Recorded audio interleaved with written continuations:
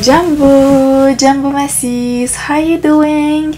Je m'appelle Jacquelina, bienvenue ou heureux dans cette série de vidéos Storytime dans lesquelles je te partage je te raconte plutôt les témoignages de ce que Dieu a fait dans ma vie et dans la vie de ceux qui ont accepté que je partage leur histoire. Et comme toujours, si tu souhaites que je raconte ton histoire, hit me up en Instagram, en TikTok, bref, sur les réseaux sociaux et je serai ravie de le faire.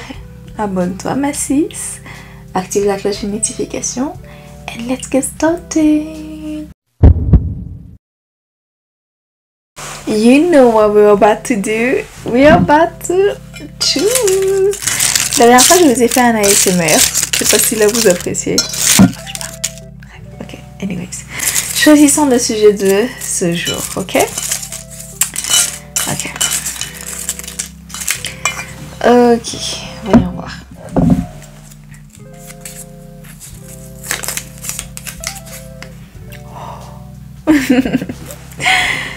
Que fais-tu dans la vie? Alors, quel sujet?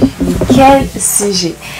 Quand j'ai écrit ce sujet, c'était par rapport à une situation dans laquelle je me retrouvais et j'avais écrit en fait, comme je pense que si vous regardez les vidéos de cette série, vous avez compris que j'écris beaucoup ce qui se passe dans ma vie. Pour moi, écrire est un moyen de communiquer avec le Seigneur. C'est une prière en fait, mes écrits sont des prières all the time. Dans le test qui a inspiré ce sujet, je disais à Dieu en fait que j'étais très gênée lorsqu'on me demandait ce que je faisais dans la vie. Why, you may ask me? Parce que juste après, je pense que vous savez ce que je vais dire là tout de suite si vous regardez mes vidéos, parce que j'en parle vraiment quasiment dans toutes mes vidéos. C'est un tournant de ma vie, ça a vraiment chamboulé ma vie. Donc si vous êtes peut-être fatigué d'entendre cette phrase, I am sorry, mais c'est ma vie, il faut que je témoigne, n'est-ce pas? Dieu m'a sorti de là, donc il faut que je parle. Donc je disais, après ma dépression de 2020, le Seigneur, je m'étais vraiment éloignée de beaucoup de choses, notamment la fac. J'avais arrêté la fac, j'avais arrêté... vraiment, je n'avais plus de vie parce que j'étais en dépression et tout ce que j'avais envie de faire, c'était de TMI. C'est très TMI, mais j'avais juste envie d'en finir avec ma vie. J'avais juste envie de lâcher, de partir. Ce qui me retenait, c'était... c'est tout bête ce que je vais dire, mais c'est aussi chou d'un certain côté, ou peut-être bizarre d'un autre côté. Bref, vous le jugez comme vous souhaitez le juger. Mais du coup, ce qui a fait que je puisse pas en finir avec ma vie, c'est le fait que la personne qui était le plus proche de moi à ce moment-là, c'est celui qui est aujourd'hui mon mari. À l'époque, c'était mon copain. Du coup, c'était celui qui était le plus proche de moi. Donc, si jamais il m'arrivait quelque chose, si jamais je me suicidais ou autre, vous pensez que qui allait être la première personne avec qui est-ce qu'on allait demander de rendre des comptes? Qui allait se prendre toute la tollée? En fait, déjà lui-même, ça allait être chaud, mais aussi justement la famille, les amis, les gens autour, enquête, tout ça, machin, ça allait être sur lui parce que c'était lui la personne avec qui je passais le plus de temps. Donc pour moi, je me disais, j'ai tellement pas envie de lui faire du mal, j'ai tellement pas envie de gâcher sa vie parce que, ok, certes pour moi c'est compliqué, pour moi c'est chaud, etc. J'ai juste envie d'en finir. Mais ce qui m'a retenu vraiment, c'était d'avoir été en couple. N'est-ce pas? C'est bizarre ça. Mais Dieu merci parce que Dieu du coup utilise toutes les situations pour sa gloire. Pour sa gloire. Amen. Donc, je disais, quand je suis sortie du coup de cette situation, de la dépression, quand Dieu m'a sortie de la dépression, je n'avais plus en fait d'activité, j'avais plus d'activité, je ne faisais quasiment plus rien.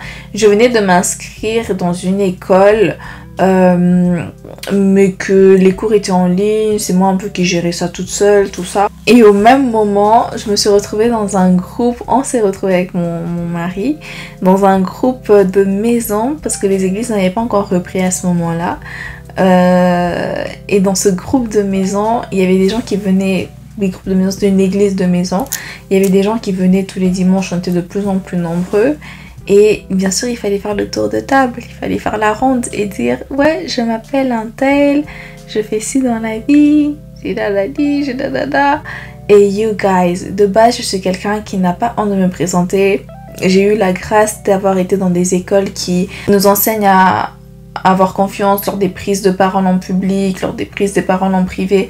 Vraiment, j'ai eu cette grâce-là. Donc, j'avais jamais honte pour me présenter. Et puis, bah, j'avais des choses à raconter sur ma vie. Donc, voilà. Comme tout le monde d'ailleurs. Hein. Et du coup, à ce moment-là, je savais pas quoi dire. Parce que ça faisait tellement longtemps que je m'étais pas présentée. Ça faisait tellement longtemps, en fait, que bah, j'ai plus grand chose à dire, sauf que bah là je vis actuellement et c'est une grâce et voilà, c'est tout. Voilà, prenez ça, prenez cette information là. Mais c'est quand même bizarre de dire ça, n'est-ce pas? C'est quand même bizarre d'arriver et de dire ouais bah écoutez, moi je vis hein, tranquille, douce. On est là quand on dit de se présenter. Bref, je m'éloigne un peu du sujet.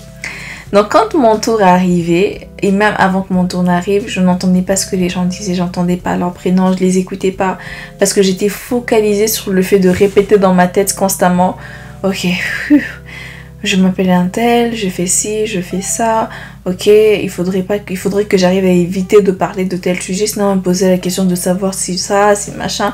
Vraiment dans ma tête c'était des calculs, c'était des maths où je me disais mais il faut pas ci, il faut pas faire ci, il faut pas ci, il faut que je ci.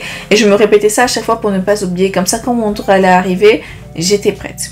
Et j'essayais de toujours trouver une formule pour pouvoir détourner le regard sur moi et surtout les questions de ouais mais du coup tu fais quoi en fait réellement, tu peux m'expliquer ce que tu fais.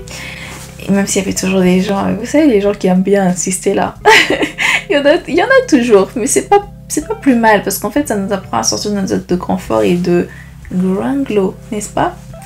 So, je sais pas déjà, dites-moi là si vous avez déjà été dans ce genre de situation, comment est-ce que vous vous sentez, comment est-ce que vous réagissez et comment est-ce que vous avez fait pour en sortir. Moi pour en sortir, j'ai prié, bien évidemment, et j'ai dit à Dieu, Seigneur, je ne sais plus comment me présenter en fait. Apprends-moi, donne-moi des choses, donne-moi des sujets de conversation, à ce que je puisse savoir comment me présenter. Même si j'ai rien là, on va dire matériellement parlant, pour pouvoir me présenter et dire oui, je fais ci, je fais ça. Réapprends-moi, comment est-ce que je peux me présenter? Et le Seigneur petit à petit m'a appris, m'a montré, m'a dit ok, tu peux faire ci, tu peux faire ça, tu peux dire ça, tu peux dire ci. Et surtout, au fur et à mesure où la vie passait, où la vie avançait, où les jours passaient, bah, il y avait des choses qui se passaient aussi dans ma vie. Et ces choses qui se passaient dans ma vie, le fait de reprendre d'avoir des cours, enfin, ce qui se passait en fait dans ma vie me permettait d'avoir encore plus de choses à dire lors de mes présentations, si je peux dire ça comme ça.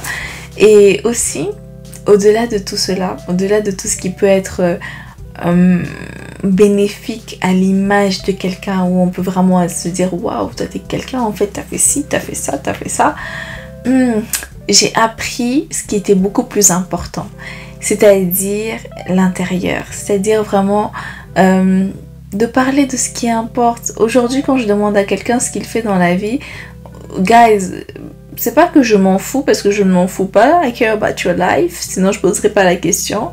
Mais je m'attends plus à ce que la personne puisse me parler d'elle, qu'au travers de sa réponse, je puisse en savoir plus sur qui elle est, ce qu'elle fait, ce qu'elle aime, ses aspirations, comment est-ce qu'elle se comporte. Tu vois, on peut en savoir beaucoup plus que juste se limiter au fait de dire ok, mais qu'est-ce que tu fais dans la vie.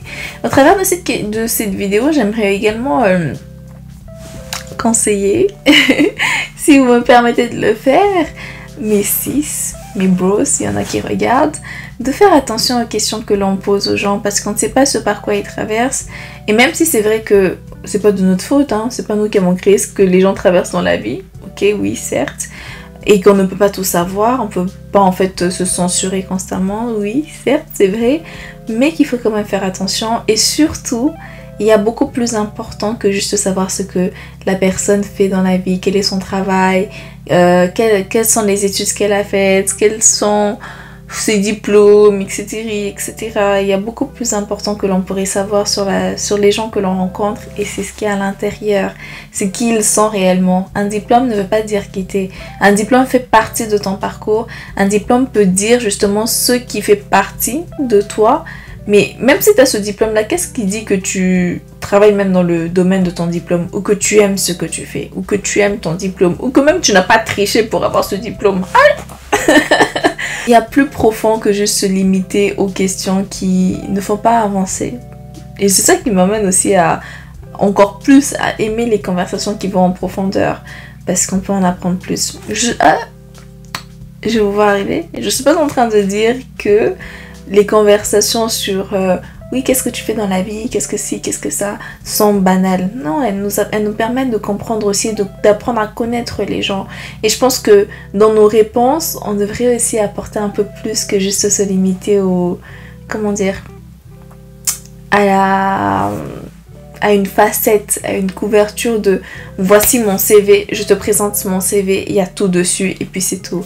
Je pense que dans notre CV, on devrait inclure un peu plus d'humanité, un peu plus d'humain, un peu plus de Dieu, un peu plus de notre témoignage, un peu plus de notre vie. J'aime bien quand je rencontre des personnes et que ces personnes me disent, me racontent leur témoignage juste en disant ok, qu'est-ce que tu fais, je sais pas moi, quelle est ta vie, qui es-tu? Et qu'on peut justement click on certaines parties de son témoignage que je retrouve dans mon témoignage et qu'on devienne poteaux comme ça, qu'on devienne amis comme ça en se disant ah mais moi aussi je suis passée par là, ah comment t'as fait, ah mais moi aussi, ah mais moi ça, ah mais moi aussi, parce qu'on a tous des points où justement on peut se retrouver et ouais, allons en profondeur. Que fais-tu dans la vie? Si on te pose cette question désormais, j'espère que la réponse que tu donneras sera beaucoup plus profonde que le CV que tu présentes lorsque tu recherches un emploi, parce que on cherche de l'humanité. On veut en savoir plus sur qui t'es, sur qui je suis, et aussi de ne pas avoir honte, de ne pas avoir honte de ce qu'on a fait, de ce qu'on n'a pas fait, de si on a des diplômes, de si on n'en a pas, parce que le parcours qui est beau, c'est le parcours de la vie, ok?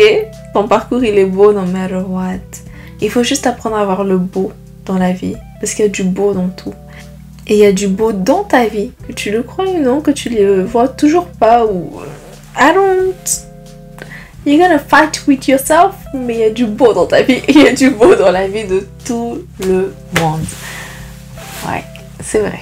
Si je pouvais finir par un petit tip, c'est que quand ce genre de questions, quand elles nous stressent, ou même les autres questions qui pourraient nous apporter beaucoup d'anxiété, quand on y pense, quand on sait comment nous les poser, quand on sait que on nous pose une question et puis on se braque ou bien on ne sait pas comment réagir, peut-être que tu pourrais, ma sis, je te le dis avec amour, travailler cette question, travailler la réponse à ta question.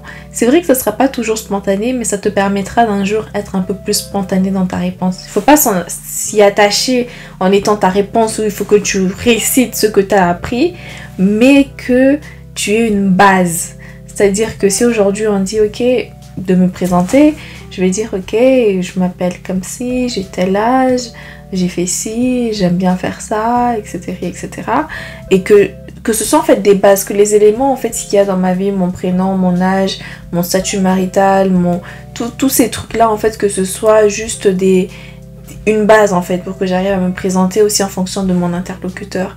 Et aussi de peut-être formuler déjà des phrases, comme ça je suis prête, tu vois, comme ça t'es prête également, t'es prête, et si on te pose la question et tu fais quoi dans la vie, tu sais comment y répondre, parce qu'on peut se préparer, pas à tout, mais à beaucoup de choses dans la vie, et ça sera une base, comme j'ai dit, qui te permettra que demain, après-demain, t'arrives justement à y répondre plus spontanément et en ajoutant encore plus d'humanité et plus de sincérité dans ta réponse, et pas juste présenter un CV. Si tu penses que tu ne fais rien de ta vie en ce moment, que tu es en train de juste rater ta vie, elle est en train de passer devant toi comme ça, tu ne fais rien, ma sis, on est plusieurs d'entre nous, si pas tous, nous sommes déjà passés par là. Et n'oublie pas que dans la vie, on passe par des hauts et par des bas. Et quand on est dans des bas, il faut apprendre justement à se dire que c'est juste un moment pour pouvoir, qui te prépare au lendemain. Donc là, tu peux te lever, tu peux te dire ok, step by step, juste take it step by step. Si aujourd'hui, tu as juste pu, je sais pas moi, te lever pour te doucher, bravo! C'est un step. Demain, tu arriveras à te lever, te doucher et manger. Après-demain, tu arriveras à te lever, te doucher, manger et faire une petite balade. Et le surlendemain, après la balade, tu rajouteras le fait d'appeler un ami. Après, tu rajouteras d'autres choses. La vie, c'est ça, c'est pas par pas. Donc, ne te culpabilise pas, mais agis. Ok?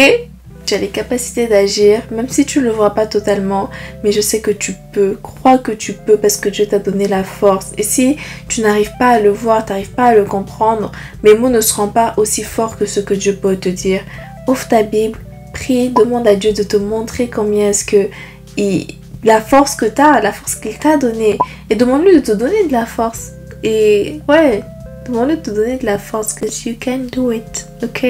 Qu'est-ce que tu fais dans la vie? Tu vis. C'est la réponse que tu peux donner, c'est que tu vis. C'est déjà beaucoup et c'est tout. Et ensuite, petit à petit, il pourrait y avoir des choses qui pourront se rajouter à ça. Mais le principal, c'est que tu vis, tu es en vie. Voilà. Et que tu es en Christ. C'est même ça le principal. Le principal, c'est que même si ça ne va pas, même si tu es en vie, que you still holding on to God. Moi, je te dis de liker cette vidéo déjà, de liker, de partager si le concept t'a plu, car ici on est béni pour bénir. Et moi je te fais des gros bisous, que le Seigneur t'apporte la paix, la joie et que tu sois réconforté, peu importe les situations dans lesquelles tu passes, tu peux trouver ton réconfort en Jésus. So hang on there, God is there with you, God is walking by your side, ne n'oublie pas. Et si tu as le Saint-Esprit, si tu as déjà accepté Jésus dans ta vie, tu as le Saint-Esprit en toi qui vit en toi. So ne crains rien. God is in you, ok? Ok. Moi je te fais des gros bisous. À très vite Mathis. Ciao!